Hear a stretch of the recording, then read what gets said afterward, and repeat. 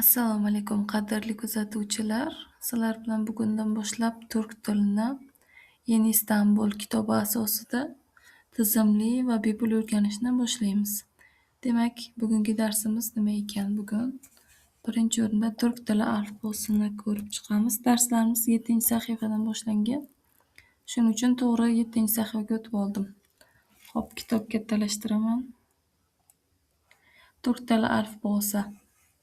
Ko'rib turganingiz turk tili alifbosi 29 ta harfdan iborat. Bu harflar o'zbek tilidan juda ham katta farq qilmaydi. Biz faqat farqli harflarni ko'rib chiqamiz. Qolgan harflar xuddi o'zbek tilida qanday bo'lsa, xuddi shunday.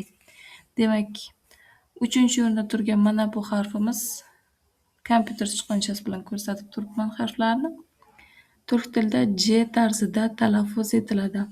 Rus tilidagi S harfi turk tilida J tarzida talaffuz qilinadi. Undan keyingi harfimiz turk tilida bu harf Ch tarzida talaffuz qilinadi. Bu harflar keyingi harflarimiz tanish. O'zbek tilidagi kabi D, E, F, G.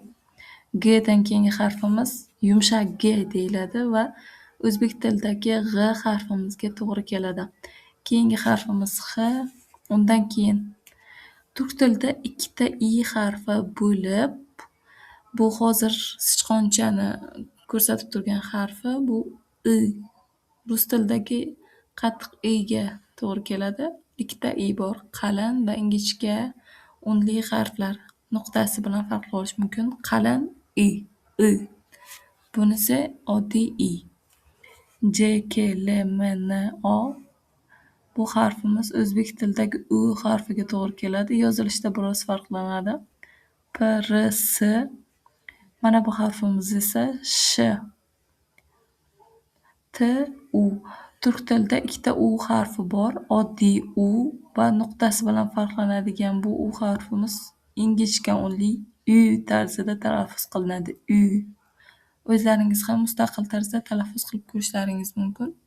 Keyingi harflarimiz esa doimgi oddiy harflarimiz V, o'zbek tilidagi kabi V, Y, Z. Xo'p, turk tilida harflar o'zbek tilidagi kabi unli va undosh harflarga bo'linadi. Undosh harflar unsuzlar deyiladi, unlilar unlilar. Undosh harflarimiz mana bu harflar 21 ta undosh harfimiz bor.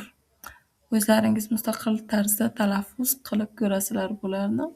Unlilar esa turk tilidagi unlilar qalin va inja unlilarga bo'linadi. Qalin va inja. Qalin unlilar A nuqtasiz hozir aytdik. I, O, U. Inja unlilar esa E, I, Ö, Ü. Talaffuzidan ham farqini sezib olishlaringiz mumkin bemalol.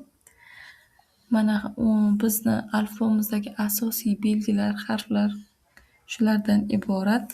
Ma'lumot o'rnida bir narsani aytib o'tishimiz kerak.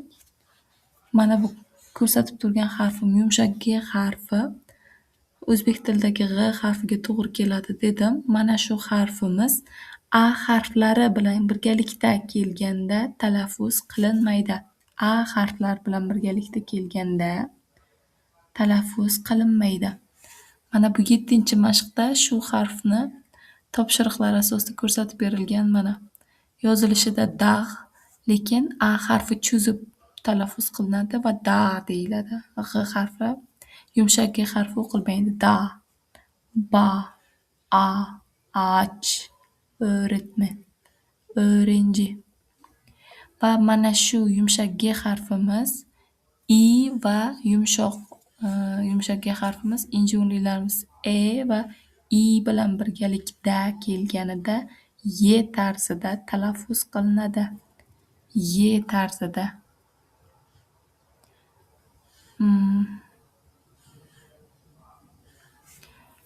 Mashqlarda ko'rsatilmagan ekan.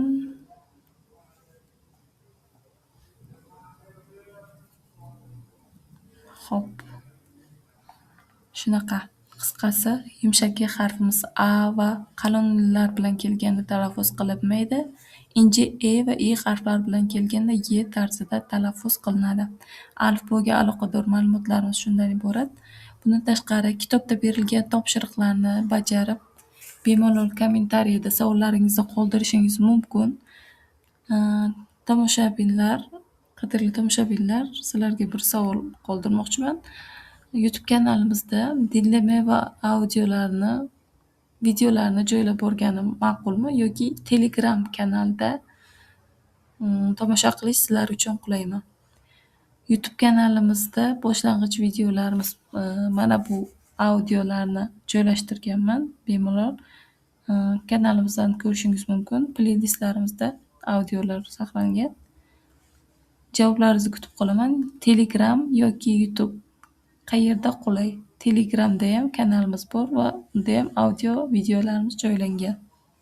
Bizni kuzatishda davom eting. Keyingi darslarimizda ko'rishguncha salomat bo'ling.